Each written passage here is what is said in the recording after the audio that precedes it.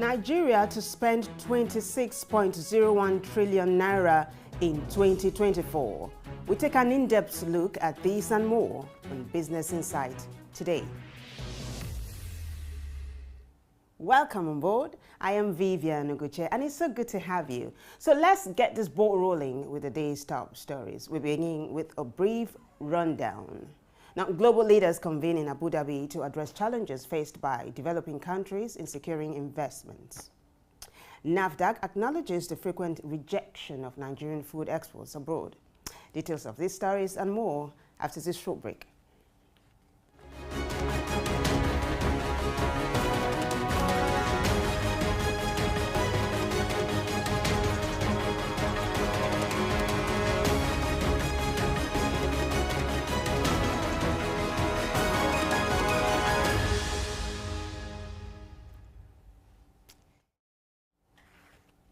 Now, global leaders have convened in Abu Dhabi to address the challenges faced by developing countries in securing investments, emphasizing the need to deliver $500 billion annually. The United Nations Conference on Trade and Development Evaluation of the Sustainable Finance Market at $6 trillion highlighted the misallocation of funds, particularly in crucial sectors within developing nations.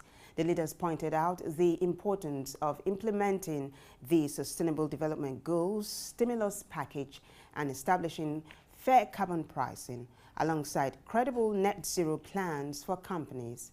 They also highlighted the $4 trillion investment gap for the Sustainable Development Goals, stressing the necessity of global coordination and blended finance solutions. Now, on World Food Day, the critical role of agri-food systems in combating global issues such as malnutrition, poverty, biodiversity loss, and climate change was highlighted, with experts citing an estimated annual investment requirement of $680 billion until 2030 for transformation in low and middle-income countries. Well, in another development, the National Agency for Food and Drug Administration and Control, NAFDAC, has acknowledged the frequent rejection of Nigerian food exports abroad due to quality concerns. The Director General, Mojisola Adeyeye, said non-compliance with NAFDAC guidelines and inadequate sanitary measures were key issues. Adeyeye also said 68 food items were rejected in the United Kingdom and European Union countries this year, and many products lacked NAFDAC's necessary testing. In response, NAFDAC plans to enforce 6 regulatory measures, including good manufacturing practices, good hygienic practices, and laboratory testing for mycotoxin, pesticide residue, and heavy metals. Additionally, the agency aims to implement the National Export Supervision Scheme, collaborate with UK's Food Standard Agency, work with the Central Bank of Nigeria, and ensure the safety and quality of Nigerian food exports and prevent rejections in international markets. Well, switching some gears now. Qatar Energy LNG's 18th Engineering Forum, recently held at the Qatar National Convention Center, has united 1,200 industry professionals and academics, with a focus on key areas like optimization and best practices, integrity, reliability, and process safety, as well as innovation, technology, and sustainability. The event featured 21 presentations and 19 technical posters. Now, the panel discussion addressing the company's strategy for major projects and sustainable production was a highlight, featuring prominent industry figures. The forum also included engaging initiatives and participation from strategic vendors and Qatar University, showcasing cutting-edge technologies and research. The Chief Subsurface Officer, Haytham Abdulaziz Almir, emphasized the importance of knowledge transfer and its application for enhancing business operations. Well, coming up next, stock, commodities, and currency market trends. Stay with us.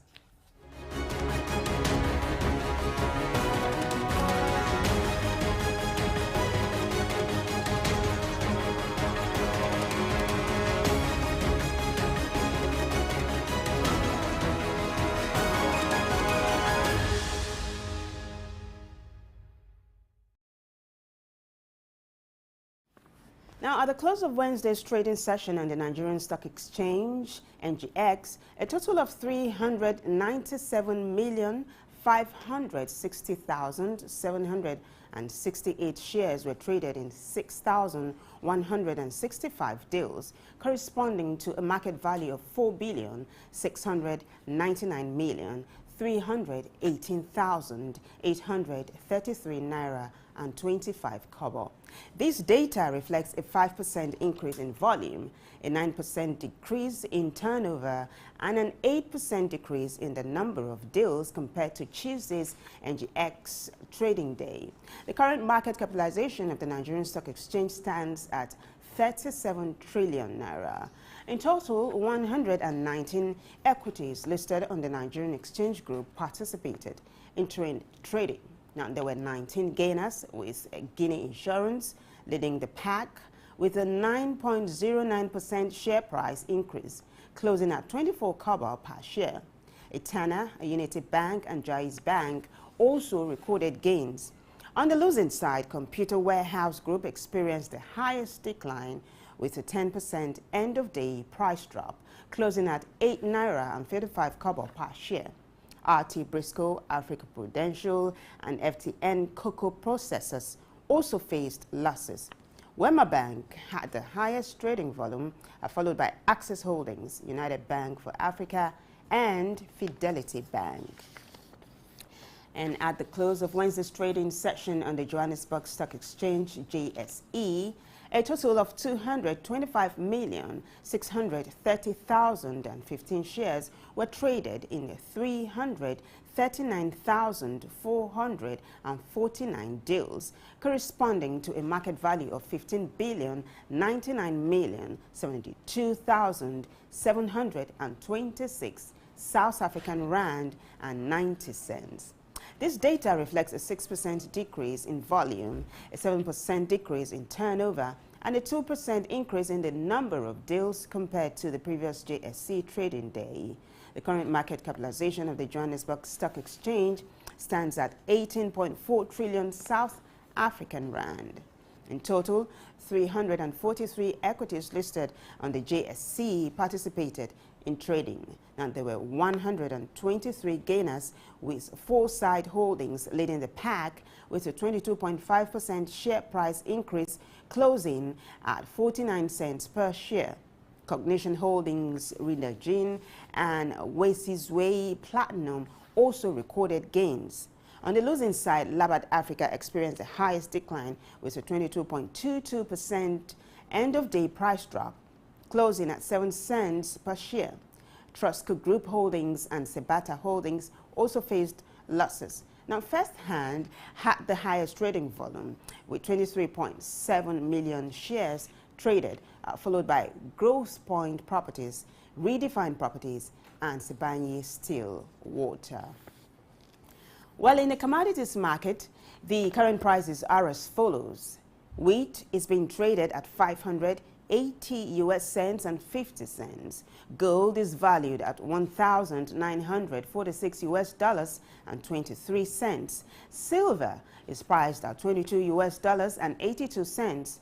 Copper is being exchanged at $3.61, and Brent crude oil is trading at 91 US dollars and 35 cents.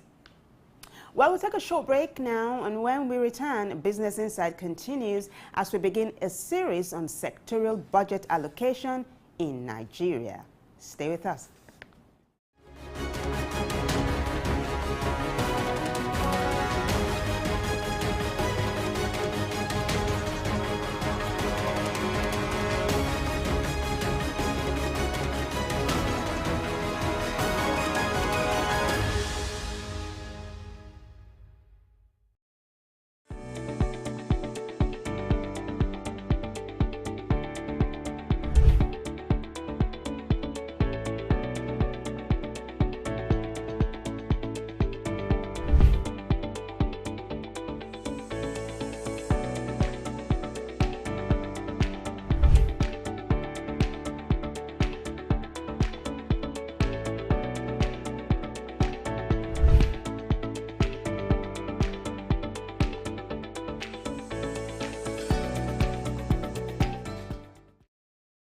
Idumota Market.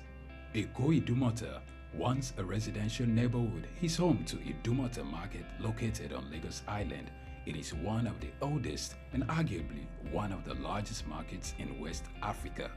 Idumota is a historic neighborhood adjacent to the Lagos port that facilitated the slave trade, and later under the British indirect rule, it surrounded to exports that fueled the colonial enterprise.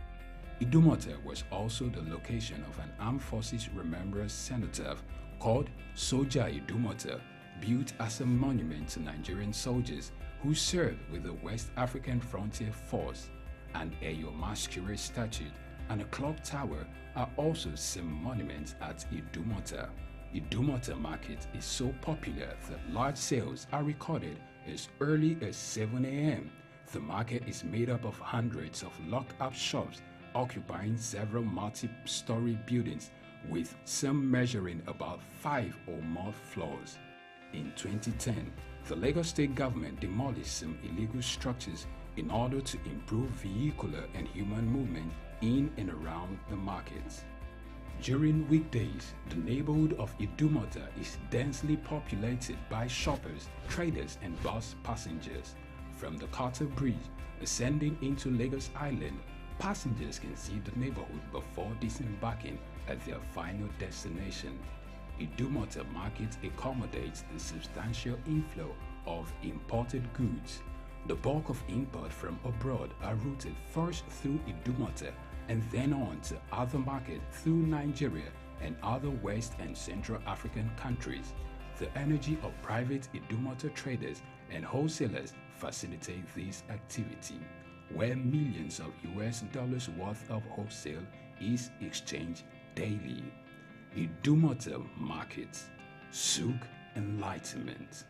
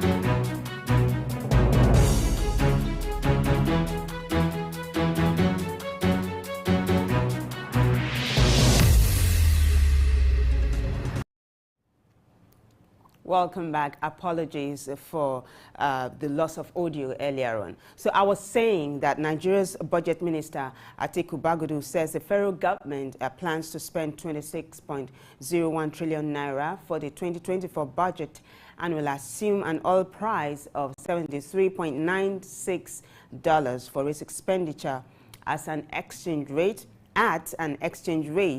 of 700 naira per dollar. Now, the minister also said Nigeria will target oil production of 1.78 million barrels per day under the 2024 spending plan.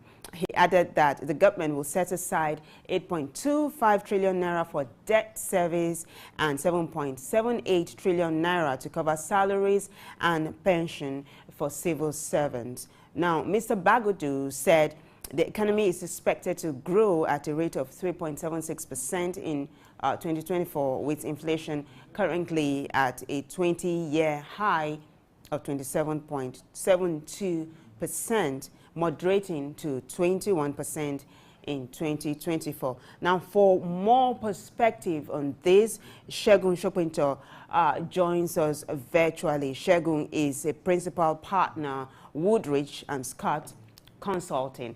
He's also a friend of the house. Segun, good morning. Good morning. Good to see you. Good to see Morning, you. Thank you Nigerians. for joining us. So what was the first thought that came to your mind when you heard the federal government's 2024 budget, 26.01 trillion naira? So for the purpose of this discussion, we are doing an overview. Your thoughts, please.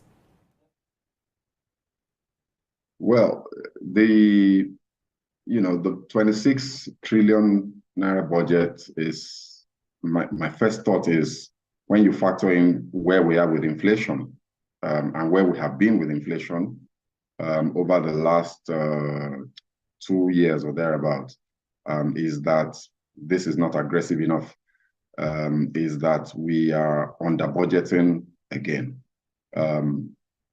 Maybe for understandable reasons, but then that remains to be seen, So I think my first thought is this budget is not big enough. And one would have thought, and one would have expected with the track record that this president boasts of, especially when it comes to the issue of revenues and fiscal management, one would have expected that this would have been something that he would have excelled at very quickly. But it looks as if it is business as usual. We're having a budget of 26 trillion, which is just about 5 trillion higher than the budget that we had in 2023. With inflation rates at about 23%, it means that the budget has shrunk. It means that in real terms, we are budgeting a lower figure this year than we did last year. If you convert, to make things worse, if you convert the budget to dollar terms, then it paints an even grimmer picture. It means that this budget is significantly smaller than the usual 23 billion dollar mark that we've budgeted over the last 10 years. So it looks as if the activities of government and the size of government is being planned to shrink. And that's significant. We need to take note of that. We're planning to shrink the size of government activity, at a time when indeed we need to be aggressively pursuing growth, and at a time when you probably need to be spending a whole lot more to generate the growth that our economy so desperately needs. So why is this the case? Well, the questions remain to be answered. The other thing that also crossed my mind is the information that was provided, by the Minister of Budget and National Planning was incomplete, and I found that quite intriguing. I'm not sure exactly why. So the standard practice, and budgeting is a cycle, is something that we've done for years, for decades. And in recent years, in the last 8 years, there are certain trends and standards have been put in place, and I think that those trends and standards were good. One is that we have now broken the course of closing our budget cycles late, getting approvals very much late into the succeeding year. So we're maintaining that tradition. However, the data, so usually when you're presenting your budget, you present the assumptions, one, and then you present the key highlights, and those highlights have to be about the expenditure, the breakdown of the expenditure, and the revenues, and the deficit. So what we've had is we've had some sort of breakdown of expenditure, but we do not have adequate information. There is no mention in the briefing about what portion of the expenditure will be recurrent and what portion is going for capital expenditure. And I wonder why. There is no mention of the expected revenues. There's no mention of the deficits. I'm just wondering if this was deliberate or if this is some sort of slip on their part. Thank you so much, Segun. So these are very, very valid points that you raised. You said this is not aggressive enough. The budget is not aggressive enough. You also said it's incomplete, right? The information is incomplete, and you're asking why is this the case? So this is why we are having a show like this, for us to point out gaps like this, so that government can listen and do the needful, right? So let's explore this angle you talked about earlier on about the budget not being aggressive enough. So the aggregate expenditure, which is estimated at 26.01 trillion naira, like we've been saying for the 2024 budget, includes statutory transfer of 1.3 trillion naira, non-debt recurrent expenditure of 10.26 trillion naira, debt service estimated at 8.25 trillion naira, as well as 7.78 trillion being provided for personal and pension costs. Segun, could you please break this down for the layman? Now, by the time you do the calculation, what exactly then is the real budget by the time you factor all of this into it? Well, so what the government is basically saying is it will be spending 26 trillion naira for the 2024 fiscal year. And of that 26 trillion, a huge, what's the figure again? 11 trillion, I believe it is. I'm trying to look for it. Is going into debt service alone. And this is alarming, to say the least. I think it's 9 trillion. It's estimated. And then further to that, you're spending about 7 trillion on personnel costs and overheads. So if you combine these two alone, you are already talking of about 18, almost 20 trillion naira going into what we call debt and non-debt recurrent expenditure, which means if you take out the statutory transfers and you do just a quick math, we're having capital expenditure of somewhere around 5 trillion, 4 trillion, 5 trillion. I'm having to do these deductions because the information wasn't provided.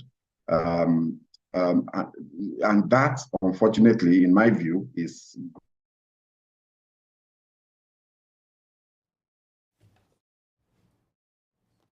trillion on a total budget of 26 trillion is just below 20% or thereabouts.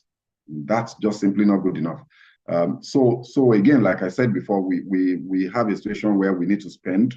Our infrastructure deficit is what it is very gross in terms of electricity, in terms of road transportation, in terms of rail transportation, our waterways. There's a lot in terms of infrastructure. Let's not even go into healthcare, education, infrastructure, and all of those other things. It's clear that we need to be spending a whole lot more than this on an annual basis to close those gaps and to cut that deficit down.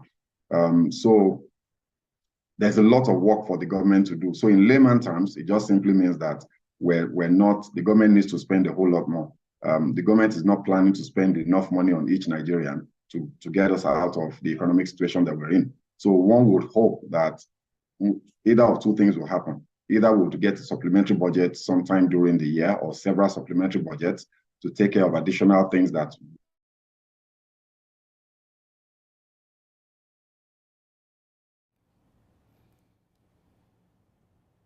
or the presidency or the government will be pushing out. So much, Segun. You were trying to fish out a particular figure earlier on. You were talking about the non-debt recurrent expenditure and the debt service estimated at 8.25 trillion naira. I just wanted to give you the correct figures. Debt service estimated at 8.25 trillion naira, non-debt recurrent expenditure at 10.26 trillion naira. Now, also, we are being joined in-house by Idahosa Samenze. He is the Executive Director at Integrated Management Resource, UAE, and he's also a renowned expert in strategic leadership, also a Director, Africa Development Study Center, ADSC. Idahosa, thanks for joining us. Vivian, good morning. Good morning. And good morning, Nigerians. Yeah, so we've been talking about the 2024 budget, 26.01 trillion naira. And what Segun just said was that it is not aggressive enough, that we need to be spending more. What's your take? Well, I won't say it's not aggressive enough. I will say, number one, the government is being cautious.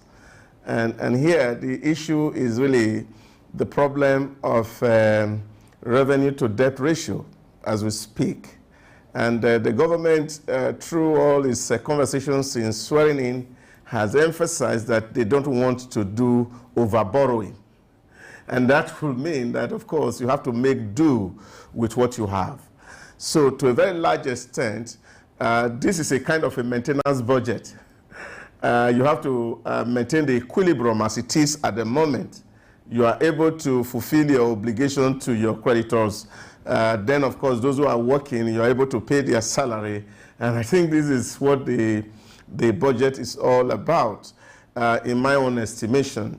Except that the fact that, of course, the government also, through the Ministry of Finance, has also floated what they call the infrastructure fund, because that's where it's actually huge, where we have to speak about capital expenditure, because I think that the government is looking toward that infrastructure fund to see how we can use that to really shore up the infrastructure gap that is put at about 2.4 trillion US dollars.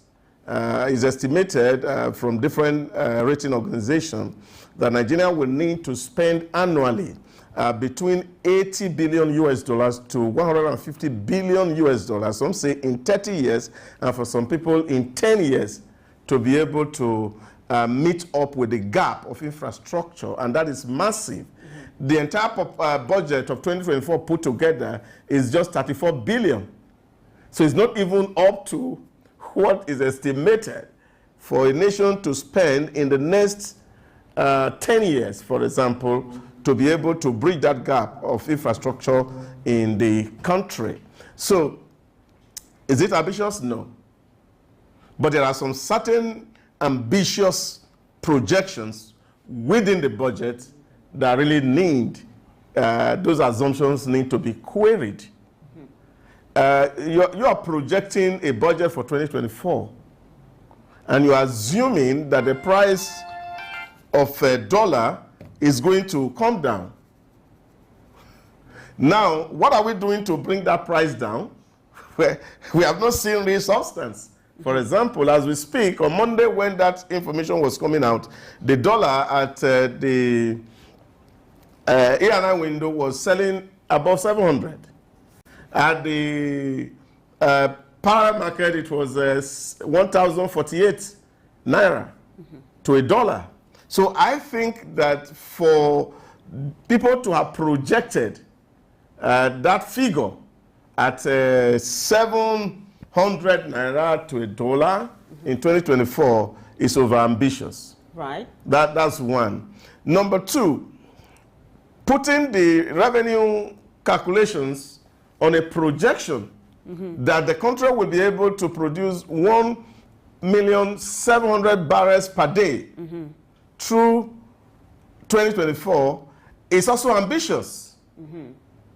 Because the real issues or the fundamentals in the oil-bearing communities that are actually accounting for our inability to meet our OPEC quota has not actually also been put in place. Yeah, but do you think this could be because of the revival of the moribund refineries and the private refinery that Dangote is about to float? No, it has nothing to do, because what you are doing is that you have the quota that OPEC say you can sell. Nigerians sell 2.1 million barrels per day, but at the current, we are not able to even produce that 2 million barrels per day. Okay. Now, what is projected is that through 2024, we are going to be producing 1.7 million barrels per day.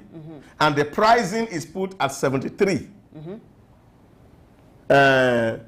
dollars per barrel. Now, this for me are overambitious. Okay.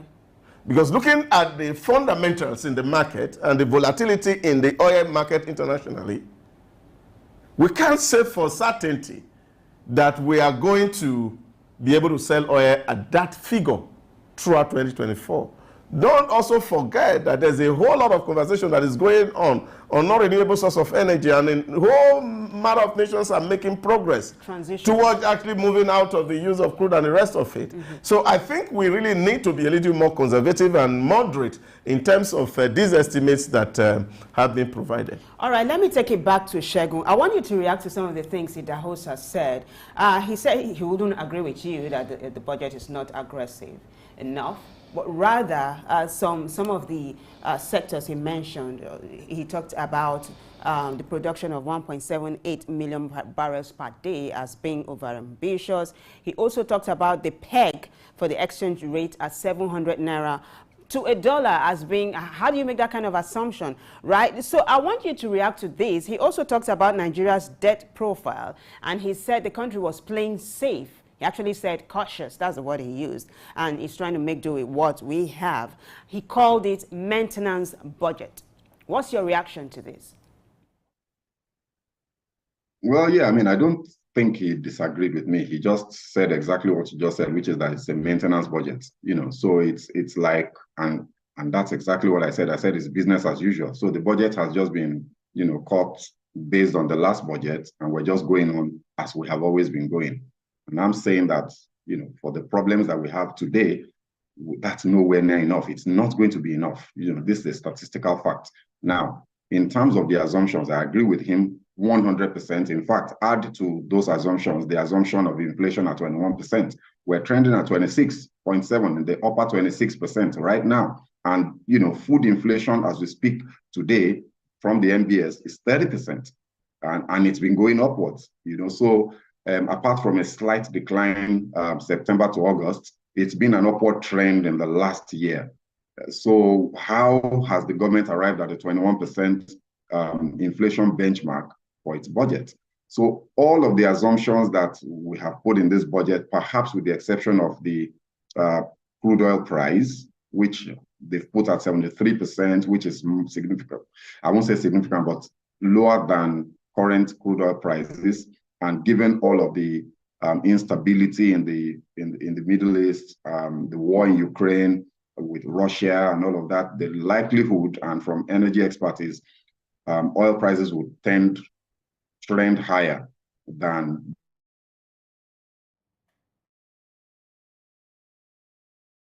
before the middle of next year. So yeah, that assumption may not be necessarily too wide off the mark. But every other assumption, just like Idahosa said, we have to question how they've arrived at these things. But this is not unusual, and for me, this is the point, and that's why I don't focus on that. Our governments have typically been very generous with their assumptions historically.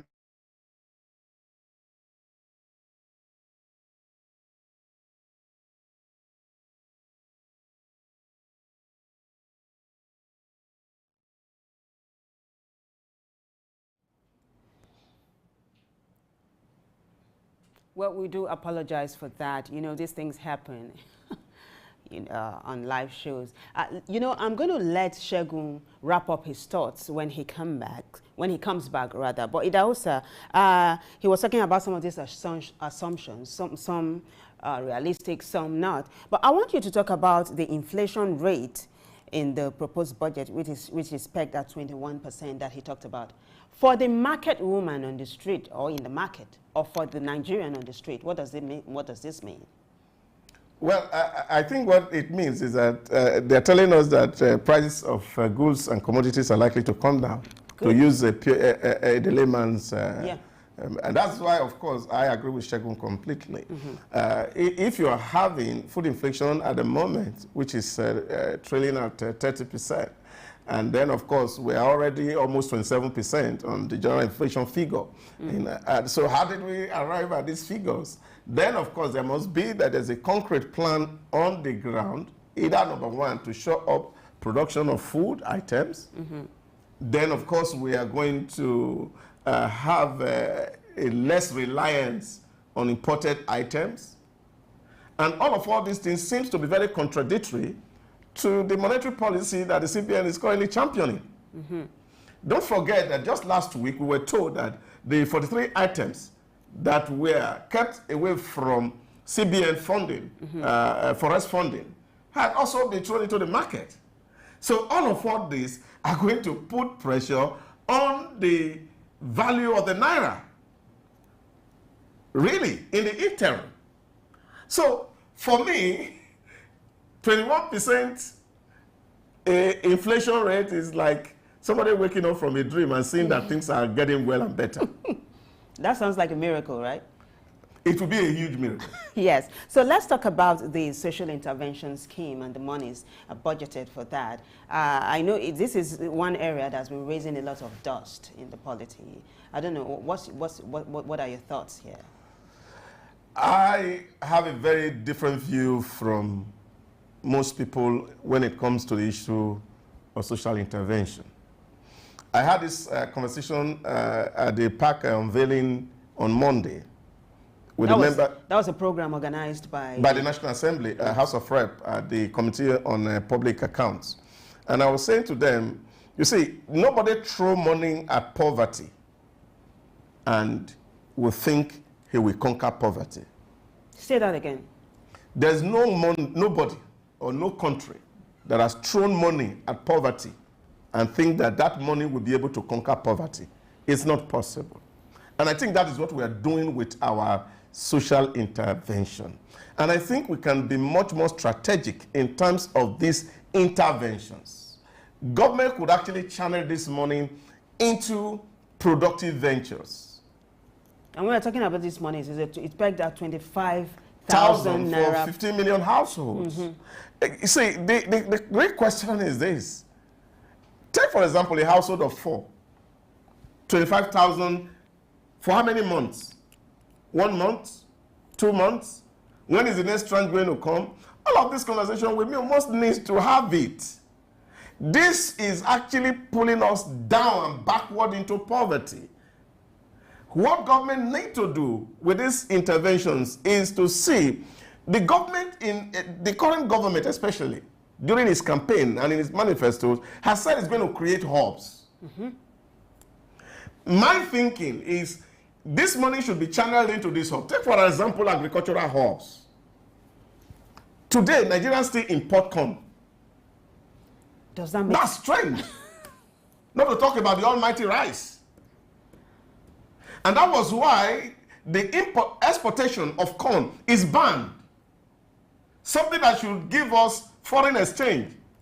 We can't sell because those people are producing feeds for animals and saying, look, we don't have corn, it's expensive. We can't even grow corn, that's what it means. What will it cost us to pull people into cooperative for corn farming? Even when we have identified that about 65% of our arable land, farmable land, has not been farmed. The government is just going to set out some acres of land or hectares of land, import some tractors here and there, get citizens involved. By this way, you are teaching people how to fish, not giving people fish. And that's what the Chinese proverb says. If you give people fish, you feed them for 1 day. But if you train them to fish, you have fed them for life. And I think that's where we should be doing with our social intervention. Fantastic. I'll have Segun react to this because this is very germane. But before that, though, welcome back, Segun. You were saying, wrap up your thoughts, then please react to Idahosa's thoughts as regards. Yes, so I was just trying to quickly. Yes, thank you. Apologies for the break. So I was just trying to talk about our budget and the fact that we're nowhere near what we ought to be doing. If you look at even our neighboring countries, let's not even go to the developed economies around the world. Let's not talk about the likes of Finland and Sweden that have per capita budgets of $24,000. Let's not go there. We recognize that they're at a different phase of their social economic development. Let's just stay in Africa. Nigeria is ranked 17th as of 2021 on per capita budget, and it's not getting better, it's getting worse because our budget is actually shrinking in dollar terms. Ghana has a per capita budget of around $600 per capita. South Africa has about $2,000 per capita, $2,600 or thereabouts. Libya, in spite of all of the crises that we've had in that country over the last number of years, is still doing better than us. In fact, the only countries that are worse than us are countries that are at war. Congo, Sudan, I can't remember the other two, right? So clearly, we have a problem. Our per capita budget, guess how much our per capita budget is for this year? It's $166. For 1 year, you are planning to grow your economy and pull your populations out of poverty, and you will be spending $166 per person, per individual. And these things are real because each one of those people will consume resources. Each one of those people will either have to use a road or will use power, will use healthcare, will go to a school. So you have to spend money maintaining your population. So if you convert that to Naira, it's 130,000 Naira per capita. It's nowhere near enough. And that, speaks to our revenue, our very famous revenue problems. And like I have always said, our revenue leakage problem, not our revenue gathering or collection capacity. It's the fact that, one, we're not collecting enough, we're not efficient enough with our collection processes, but more crucially, and perhaps the most significantly, is that a lot of that money does not make it into the official account of government, gets frittered away through corruption. So these problems are the problems that need urgent attention and needs to be addressed if we are to make the kind of development strides we need to be making to pull our populations out of poverty. And that's why I wanted to focus more on the quantum of the budget, rather than maybe the underlying assumptions, which, like I was saying earlier, the government has always gotten wrong anyway. They've always been very ambitious and over-aggressive with a lot of these assumptions. Now, coming back to, the points that you guys were talking about when I rejoined, I agree with my colleague, on air this morning, and you do not throw money at problems. Social intervention programs, especially for developing economies that are struggling with poverty, at best can only be short-term bridging measures. So you need to develop a very clear policy framework that will pull people out of poverty. In the process of doing that, because that will take time, you might be talking of a 2-year, maybe 5-year, maybe even a 10-year plan. So in the process, there are people that are dying today. So you then say, okay, let me give these people some sort of intervention. And just like, my colleague has said, I don't even believe that even that short-term intervention should be cash, because, for goodness sake, what will 25,000 Naira do to a household that, even by the Nigeria Bureau of Statistics estimate, the average household size in Nigeria is 5. And, even that I questioned. We know that for the people at the bottom of the pyramid, a household can be 15, a household can be 20. Also, we have the population density problem to go along with that. So these problems are humongous, and it's not a problem you can solve by throwing cash at it. You need to be more deliberate. You have to look at what the likes of India, for example, did to curb its poverty problem. Are there poor people in India? Yes, but poverty is reducing, it's reclining.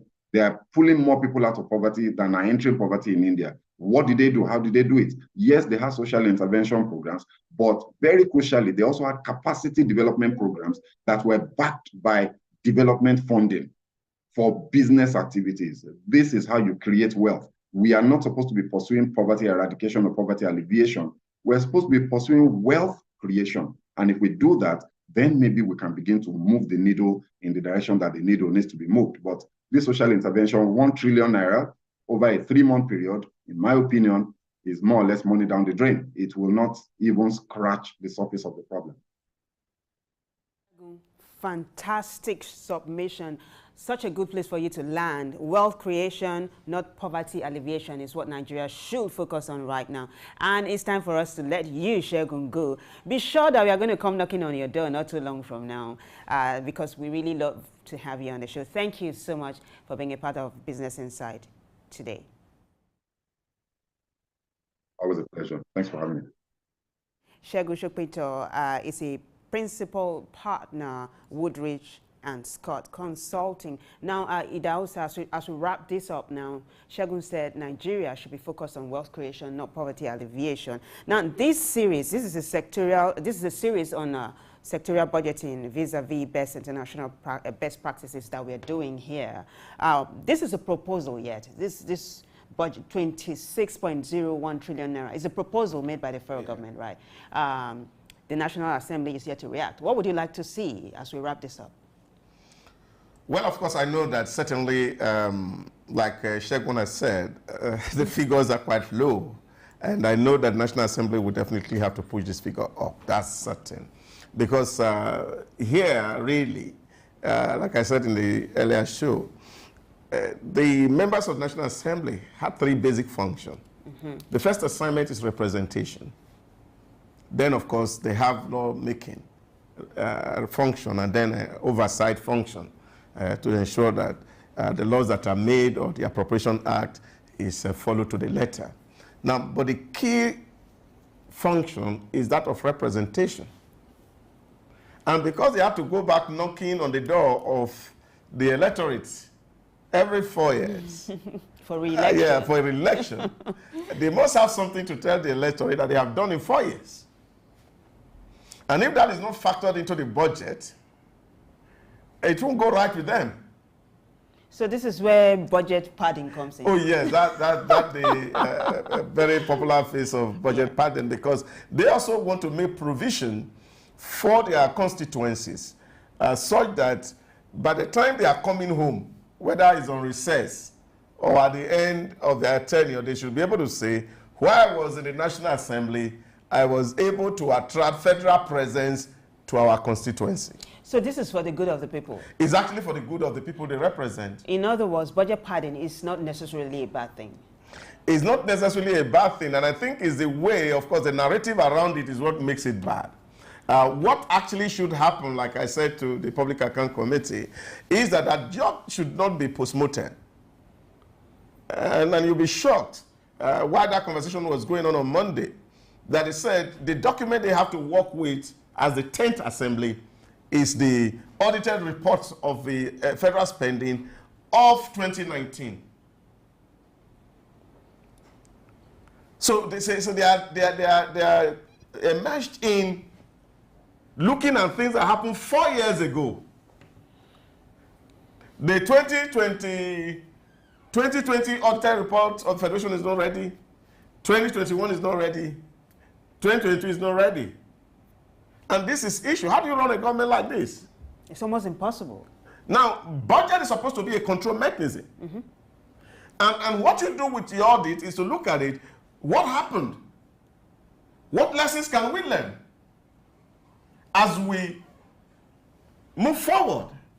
But here is a country that is dealing with the issues of 2019, and the world has since moved. Today, in terms of strategic management, nobody talks about 5-year plan anymore. People are talking about 3-year plan. Because like the management expert says, the world is volatile, very volatile. The rate of change is at speed of light. Things are uncertain. There is complexity, ambiguity in the entire political economy of the globe.